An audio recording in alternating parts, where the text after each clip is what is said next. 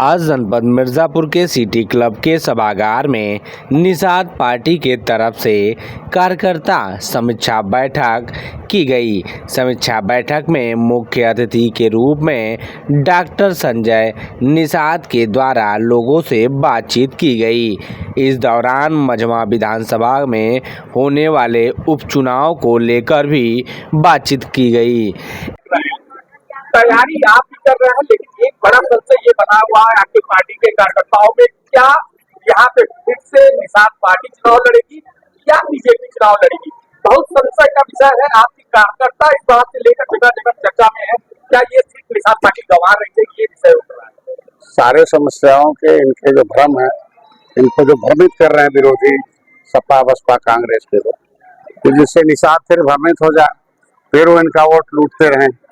तो इनको इसीलिए आज बुलाया गया है कि एनडीए जो है मिलके चुनाव लड़ेगी और इनको बताना है कि गठबंधन दल सपा बसपा कांग्रेस का 6 महीने का होता है और एनडीए का गठबंधन 25 साल का है। तो 25 साल का जो इतिहास है गठबंधन का, तो उसमें एक ये भी इतिहास है कि जो जब भी चुनाव होता है तो जो सहयोगी दल होते हैं, उनकी सीट होती है, उस पर वो चुनाव लड़ते हैं। लेकिन विरोधी लगातार, क्योंकि ये समुदाय अभी बिखरा हुआ है, समुदाय अभी राजनीति से कोसों दूर था और धीरे धीरे आ रहा है, तो इसको गुमराह करके उनको तरह तरह का भ्रम डाल के इनका जो मनोबल तोड़ने का काम करते हैं, जिसके समाधान के लिए आज बुलाया गया। चाहिए आप कार्यकर्ताओं को स्पष्ट आज बोल रहे हैं कि ये सीट निषाद पार्टी की रहेगी, बीजेपी से हम लेकर रहेंगे, ये स्पष्ट है। सपा बसपा कांग्रेस इनको 70 साल से बनाया अंधा और चलाया अपना धंधा। अब इनका मैं आंख खोल लिया हूँ और अपने से देख रहे हैं। अभी दिखाऊंगा इतिहास 70 साल का, तो उनका बंद करा रहा हूँ धंधा।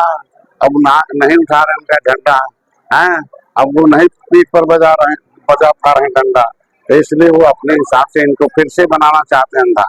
ये हम खुद इनको विजन बताते हैं, खुद इनको जानकारी देते, कहते history the mother of politics, movement the father of politics. जो जितने ज्यादा जानकार होगा, उतने ज्यादा बुद्धिमान होगा। अब बुद्धिमान आदमी सही गलत का फैसला ले लेता, जैसे आज यादव भाई पूरे प्रदेश में फैसला लेने का पूरा जो है जो फैसला लेने का अधिकार माननीय अखिलेश पर दे दिया। माने इसी तरीके से मछुआ समुदाय ने जो भी फैसला है राजनीतिक, वो निषाद पार्टी को दे दिया। निषाद पार्टी में कोर कमेटी वो चुनाव लड़ाती है और किसी प्रकार का कोई संशय नहीं है। निषाद पार्टी भारतीय जनता पार्टी अपने साथ है, आगे भी रहेगी, चुनाव लड़ेगी और जो निषाद पार्टी के खाते की सीट है वो निषाद पार्टी रहेगी। एक बार फिर हम उसी मुद्दे पे आ रहे हैं संजय जी, कि अभी तक आपके बीजेपी के साथ बैठक इस मामले में सीट बंटवारे को लेकर के। अभी क्या बंटवारा किस बात के है? बांटने के लिए पार्टी में हम लोग अलायंस नहीं है, हम लोग लोगों को जोड़ने के लिए, तोड़ने के लिए नहीं है। आज के दिन में जो काम चुनाव जीतने का है, चुनाव जीतने के लिए संगठन चाहिए, संगठन में शक्ति होती है। चुनाव जीतने के लिए जनता चाहिए, जनता को सही जानकारी चाहिए। पिछली जो विपक्ष ने पिछला चुनाव थोड़ा सा भ्रम डालकर, झूठ बोलकर, भय पैदा करके इनके अंदर तमाम थोड़ी झूठ वीडियो दिखाकर लोगों के अंदर जो है आंशिक सफलता प्राप्त की विपक्ष ने। इनको सही सही बात बताया जा रहा है कि आज भारतीय जनता पार्टी के साथ रहने से कितना हमें सम्मान है, कितना सुरक्षा है। सपा बसपा कांग्रेस में रहने से आपको कितना सुरक्षा था, कैसा था। यही जगह है मिर्जापुर, यही बहन फूलन देवी 2 बार सांसद थी, लेकिन जब उन्होंने अपने समाज का हिस्सा मांगना शुरू कर दिया तो समाजवादी पार्टी ने किनारा कर दिया और जैसे उन्होंने एक एकल पार्टी बनाई और कुछ ही दिनों पर उनकी हत्या हो गई। तो आज क्या हत्या का सीबीआई जांच हुआ, उनके जमीन जायदाद पर उन विरोधियों ने कब्जा कर रखा है। उनका जितना, वैसे सांसद तो है नहीं, सांसद के जितनी भी प्रॉपर्टी थी वो विरोधियों ने कब्जा कर लिया, हत्या भी करा दिया। तो ये समाज जो है, जब मालूम हो गया, जब निषाद समाज का कोई बेटा आता है, बेटी आती है और जब इनके हक के लिए पार्टी बनाती है और आगे बढ़ती है, तो उसको छोड़ते नहीं, मार देते हैं। जब तक ये दूसरी पार्टियों को वोट डलवाती नहीं बहन, तब तक तो जिंदा थी। जैसे अपनी पार्टी को खड़ा बड़ा किया, मरवा दिया। तो ये निषाद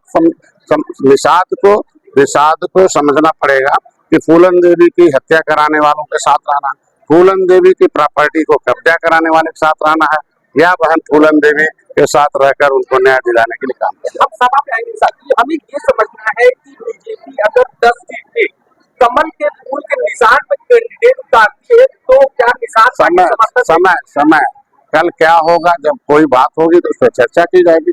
आज एक काम है, निषाद राज युवराज महाराज को गले लगाया था भगवान राम ने, तो खाली रावण पर जीत प्राप्त करने के लिए लगा, तो उस युग में जीत हुआ। तो डॉक्टर संजय और भारतीय जनता पार्टी दोनों अगर निषाद राज के बंदोबस्त के बेटे को एक मोदी योगी ने गले लगाया है, तो जीत के लगाया, सीट का झगड़ा का नहीं है। और सीट भी देते हैं और जीत भी देते हैं।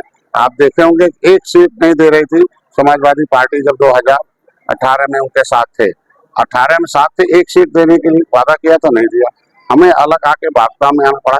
आज वो 15 सीट पर लड़ाई, 11 विधायक है, एमएलसी मंत्री हूँ, दोनों सदनों की आवाज हूँ। आज बता रहा हूँ कि इनके आरक्षण को छीनने वाली कौन है, सपा है, इनके आरक्षण को छीनने वाले कौन है, बसपा है, इनकी फाइल गायब कराने वाले। आखिर लेदरमैन, वाशरमैन, फिशरमैन जब संविधान में लिखा है, जब आपने गारंटी लिया था समाजवादी पार्टी ने 30 साल कि हम निषादों का आरक्षण दिलाएंगे, तो जब हम ऑलरेडी अनुसूचित जाति की सूची में शामिल था, तो मेरा मामला तो परिभाषित का था, इन्होंने उसको इंक्लूजन का शामिल करने का मामला बना के 30 साल लटकू राम बनाया।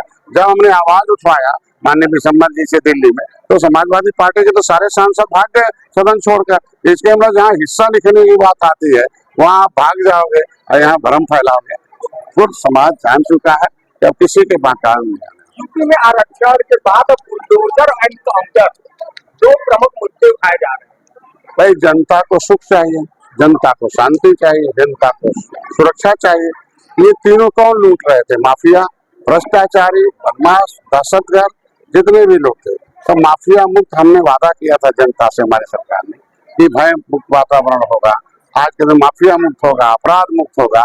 अब इसमें जो भी सामने आ रहा है, चाहे बुलडोजर से हटाना पड़े और चाहे डंडे से हटाना पड़े, चाहे जैसे हटाना पड़े, वो हट रहे हैं। तो दुख किसे हो रहा है? जो माफियाओं के सहारे सत्ता में थे और जनता सताए जाते थे, उनको कष्ट हो रहा। आज माफिया मुक्त, अपराध मुक्त हो रहा, सारे माफिया बाहर जा रहे हैं और आज रोजगार भी हो रहा। आरक्षण और संविधान का बड़ा फायदा कांग्रेस और सपा को मिला था, ये आप भी जान गए।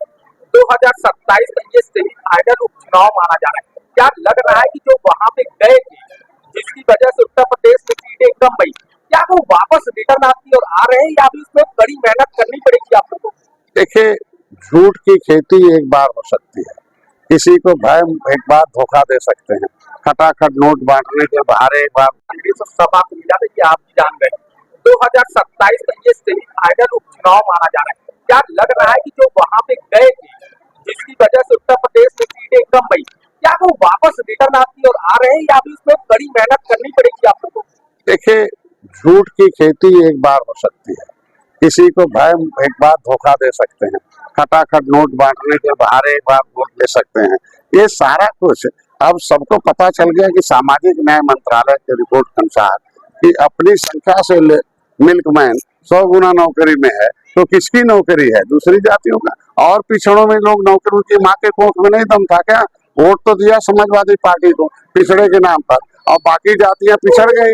ये कैसे अगड़ गए? इसके केवल अपना जिसको नौकरी, नोट और अपनी शक्ति लुटाना होगा, उधर जाकर उनका बटन दबाना होगा, लाना होगा तो इधर बिना भेदभाव के हमारे यहाँ बिना किसी भाई ये बताया कि लेदरमैन में अपनी संख्या से ज्यादा नौकरी में है, तो क्या अनुसूचित जाति में और सूची में सूचीबद्ध जातियां कहाँ है? केवटमल्ला, बिंद, कश्यप, मझवार कहाँ है? कौन कहाँ? तुरैया, खरवा, 66 समूह अनुसूचित जाति में है, ढेर सारी जातियां पिछड़ी जाति में है। क्या उनकी माँ के कोख में दम नहीं था क्या? बस खाली इतना था, उनको अंधा बनाया गया और उनको अंधा बना के धंधा चलाया गया और उनको झंडा उठवाया गया। अब कोई नहीं इनका झंडा उठाने वाला है। इसीलिए आज कुछ नहीं, थोड़ी देर के लिए उत्तर प्रदेश में कुछ सीटों पर हम लोग न्यूज हो गए थे, भ्रम फैला के धोखे से झूठ बोल के वोट दे दिया। अब वो कैश कार्ड नहीं चल रहा।